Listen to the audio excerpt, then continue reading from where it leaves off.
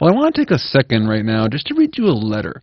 And this is a letter that Frank Normand wrote after his landlord said he would no longer be allowed to have his cat Tusk in the building. It goes like this.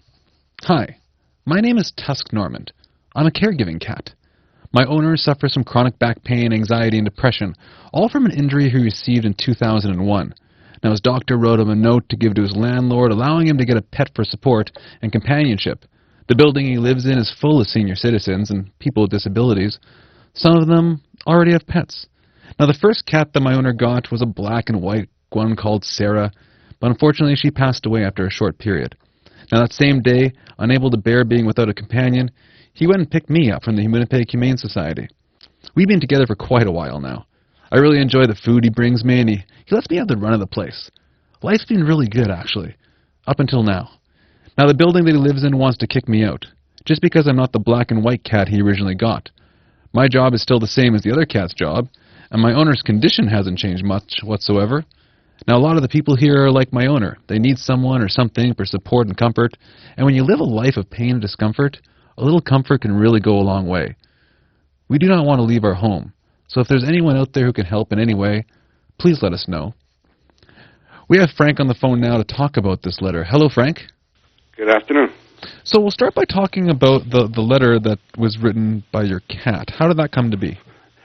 Well, I have dyslexia, and at times when I'm emotionally charged, and that I have a hard time writing and spelling and reading and that. So I asked a friend to write me something up, and told her what was going on, and I didn't realize she was going to write it from the point of view of a cat.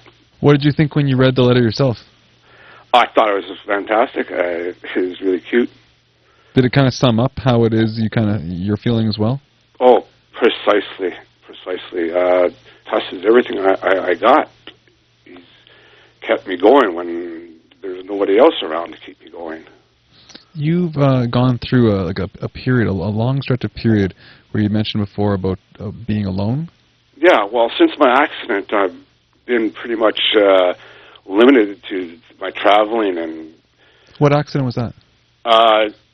In 2001, a dressor bureau fell on top of me from the top of my load, and I ended up having spinal surgery, and right after the surgery, I moved straight into this building, right out of the hospital.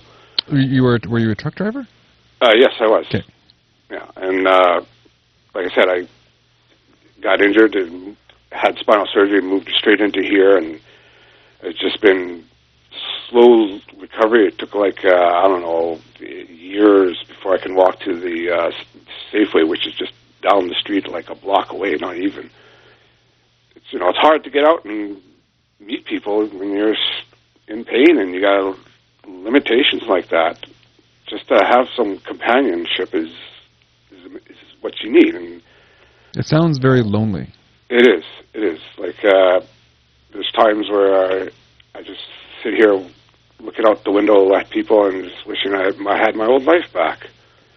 It was taken away from me, and now I have a life that I don't really enjoy, and the only enjoyment I get is from my companion that I have now. Tell me a little bit about Tusk. What's Tusk like? Oh, he is one of the smartest cats I've ever had. He opens up closets. He opens up dresser drawers. Really? He opens things up all over the place. It doesn't matter what it is. He can open it up, get into it, look for things. So I have to hide his treats from him out of places where he can't reach. He does some tricks. Like he'll sit, lay down, roll over. Not roll over, but lay down, shake a paw. He'll give me a kiss on the nose when I ask for one. He's not a dumb cat. He's well behaved and everything. So what went through your mind when your landlord told you would probably have to get rid of him? Oh, it's like somebody coming along telling you they're going to take away your child. I mean, that's horrifying. I mean, there's no way I'd ever part with him. I mean, when I'm in pain and laying there, and he comes and lays on my chest and starts purring and gives me that comfort, to lose that would just kill me. I'd be laying in bed here just wishing I was dead.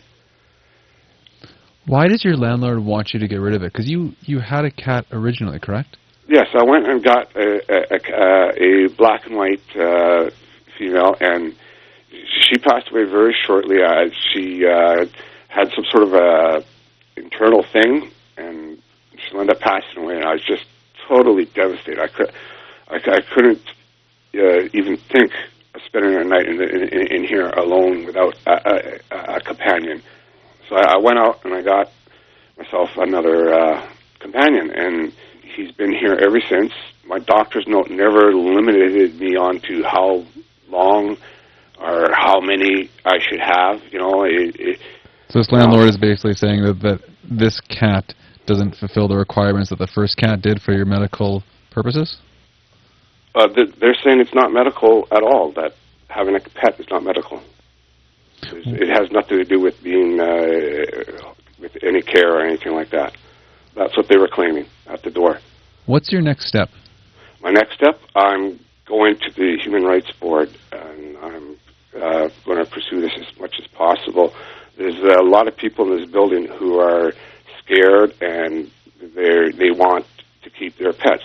Like I said, there's another lady in here that's shut in. Then there's another lady on another floor. She has MS, I think it is. I'm not too sure. She's barely communicate with people. She's got a nurse that takes care of her, and she's got a cat, and she's apparently next on the list. They're going to go after her, and I just find that horrifying. I mean, there's to have no other focus in your world except this pet, and to have them come along and just rip it away from you. Oh, it's heartbreaking. That's not right. That's inhuman. Frank, thank you very much for taking the time. I know it's a very tough thing for you to talk about today, but I really do appreciate you chatting with us. And good luck. I really hope things work out with you with Tusk. Oh, so do I. Take care. Okay, thank you. Frank Normand owns Tusk the cat. Now, we talked to the landlord. Edison Properties say they don't comment on private matters. They say they do allow service and comfort pets if proper procedures have been followed. Now later, we're actually going to hear from the Manitoba Human Rights Commission about the issues around comfort pets.